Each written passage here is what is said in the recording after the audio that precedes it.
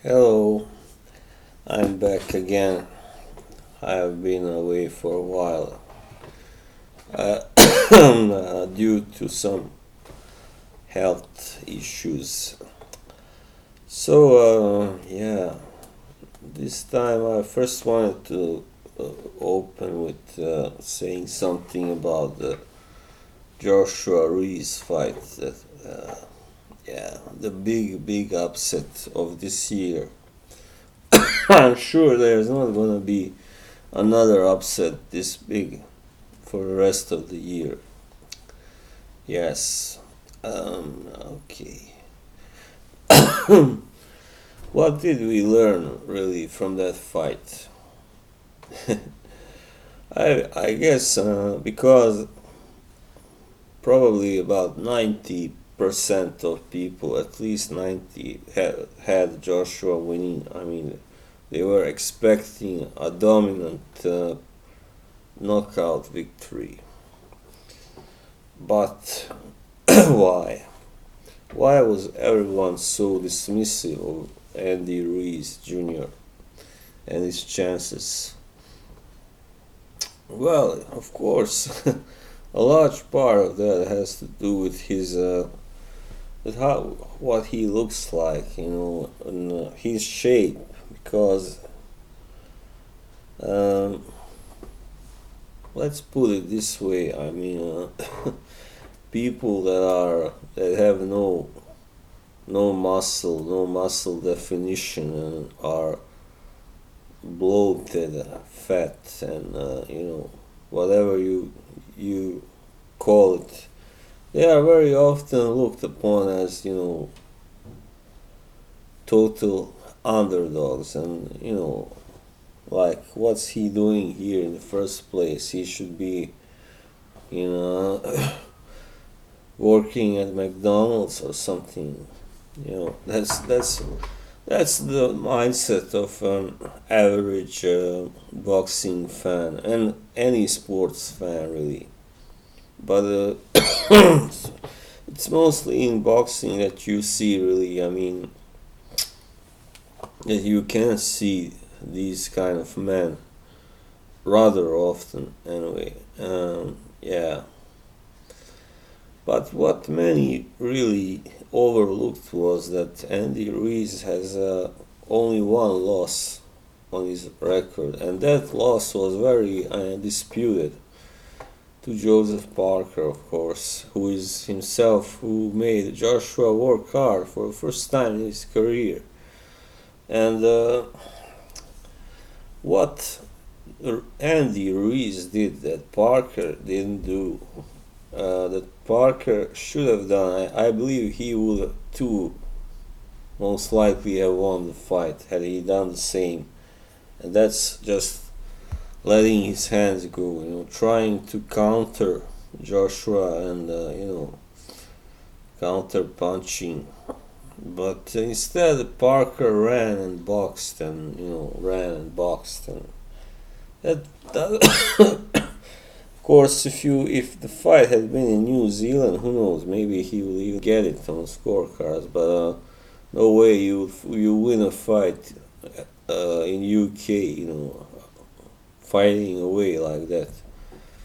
But what Andy Ruiz did was, I really admire. I was really thrilled when I saw how he fought. He just went all out, really. I mean, he was put down, of course, at first, but he just got up and went at it the real Mexican warrior way, of course. And yeah,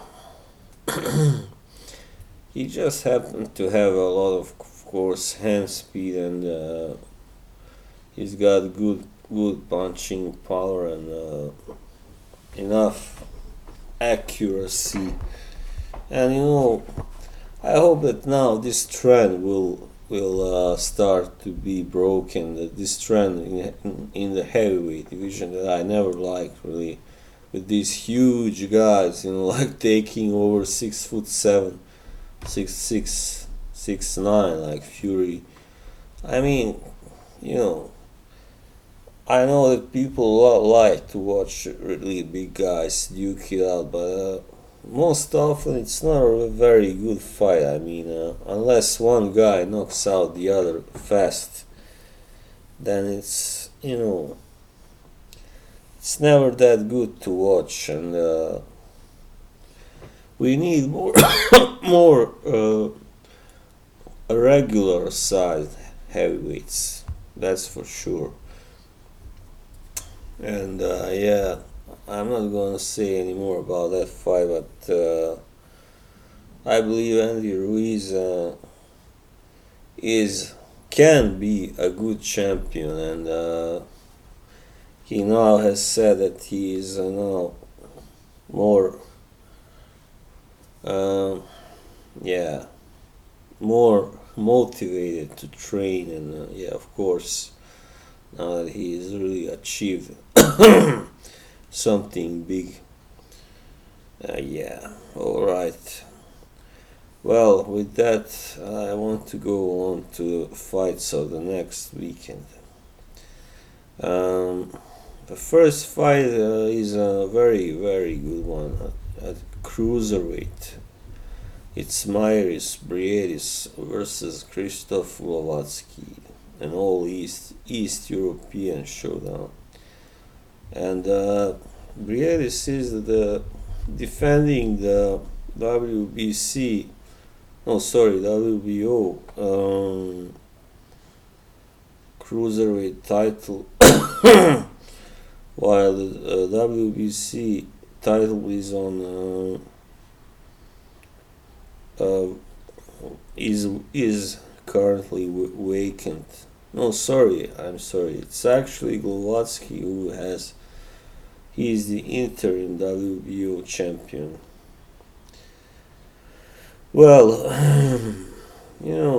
judging by both guys have only lost to Alexander Usyk, but Briedis really gave Usyk a hard, close fight, and I thought he even might have won it, really, to be frank.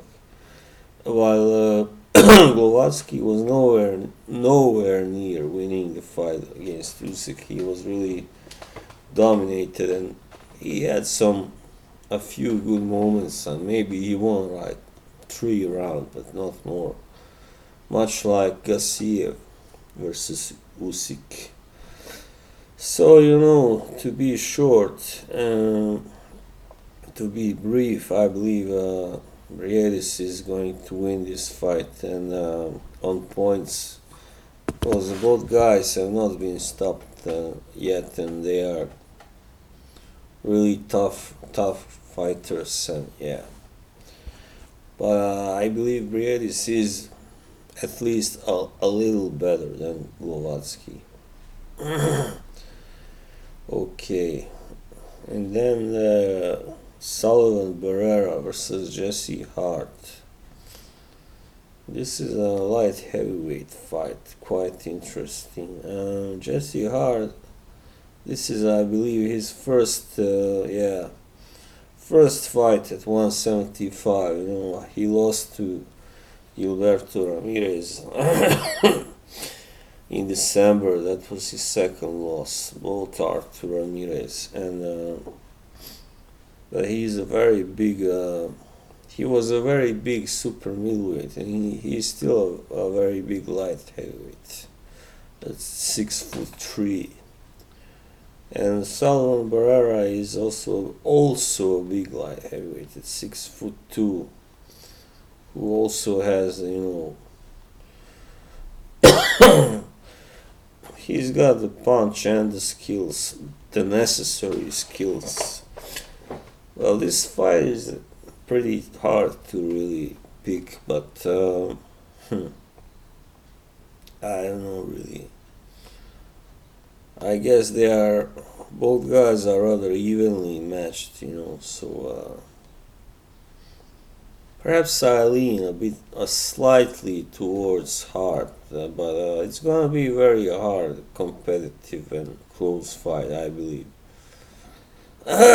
So I guess maybe Jesse Hart will win by some kind of close decision.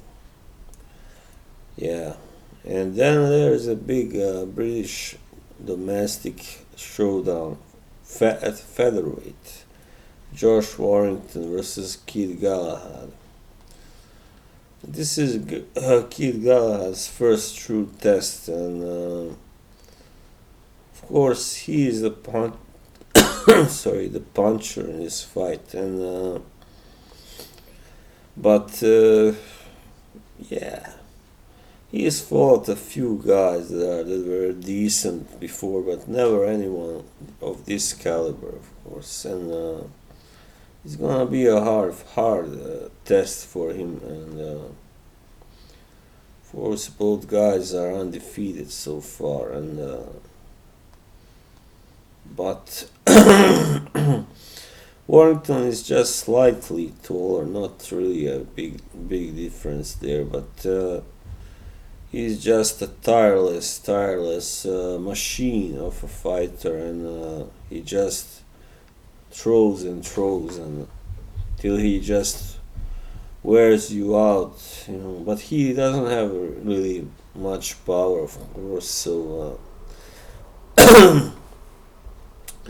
I trust this will go the distance, and Josh Warrington is very likely to get the decision to win. Yeah, I think so. So Josh Warrington by a unanimous decision, I would say. And then there's a really good another good cruiserweight showdown between Juniel Dorticos of Cuba and Andrew Tabiti of United States. Tabiti is the new rising star in the division, and he's very strong, and he punches hard and all that. And some have perhaps criticized his punch output as not being that great, but here he will have to really, fire on all cylinders, and to beat a guy like Dorticos, who's only been beaten by, of course, Murat Garcia in a great fight.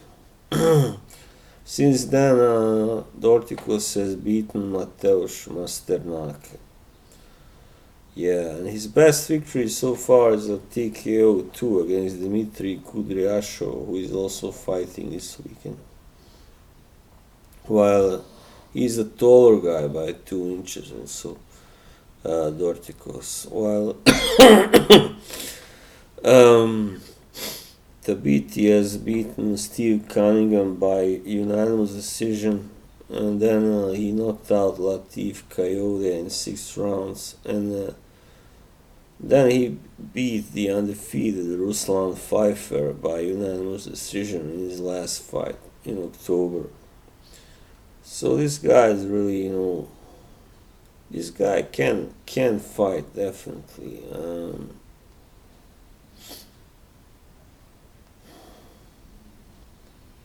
Of course, both guys can end fights rather suddenly, like with 1 or 2 punches, or just a few. But I expect this to be a really good war, also, and I think, well, of course, Tabiti is going to be quite a little bit favored by the judges if this goes the distance, because he's American and Dorticos isn't, so. But I think maybe this fight may also end in a late stoppage, maybe, who knows.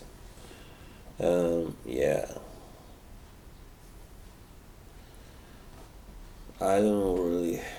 Dorticos is 33 and Tabiti is 29, so yeah. Tabiti has the age on his side, but also he doesn't have that much experience and from world class fights. So Dorticos has a little bit more experience, so maybe that may proved to be decisive. I don't know. But I really like this guy Tabiti so far. So I would be surprised if he got stopped, frankly. Yeah. So I don't know really. This one is very tough to predict. Yeah. Well, if I really had to go for someone, then I guess because he's undefeated, hasn't really been exposed yet. Let's say Tabiti will win. I would pick Tabiti, perhaps on points or by late stoppage. Yeah, yeah. And then one more fight. It's between Dmitry Kudryashov and Ilunga Makabu. Yeah, this guy Kudryashov, he's a kill or be killed type of fighter, and either it's most often if he doesn't knock you out, you knock him out. I mean, in a really good, a higher level fight anyway. So Makabu has been knocked out, of course, by Tony Bellew, and since then he's just fought, weaker opponents, and that may go against him. He's still 31, I think. That's what it says anyway. You can never be sure with these guys. But anyway,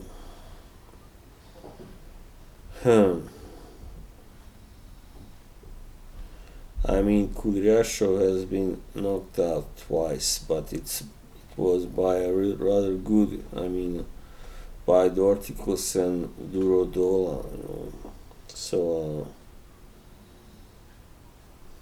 Makabu getting knocked out by Bellew like that in 3 rounds was, rather, I don't know, disappointing, I would have never expected it. So let's say I think Kudryashov stops Makabu in like 6 or 7 rounds. That's my prediction. Well, that was all for now, and see you until the next time. Bye bye.